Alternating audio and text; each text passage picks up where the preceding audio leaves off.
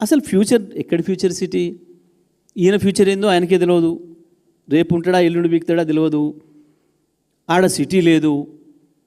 లేని future city నుంచి కట్టని అమరావతికి కూడా గ్రీన్ఫీల్డ్ హైవే అట, మళ్ళీ దాని పక్కన ఇంకో రైలు అంట. మరి ఒక దాంట్లో గురువు గారు, ఒక దాంట్లో శిష్యుడు ఎక్కుతాడా? మరి పోయేటప్పుడు రైల్లో పోయి వచ్చేటప్పుడు రోడ్లో వస్తారా ఇద్దరు గురు శిష్యులు హైదరాబాద్ అమరావతికి ట్రిపుల్ వేయడానికి? దేని కొరకు? ఏంది ఇదంతా కూడా? ఇవన్నీ ఏం తెలియజేస్తూ ఉన్నాయి? కేవలం రియల్ ఎస్టేట్ దందా కొరకు తను, తన తాబేదారులు, తన బంధుమిత్రులు కొన్న వేలాది ఎకరాలకు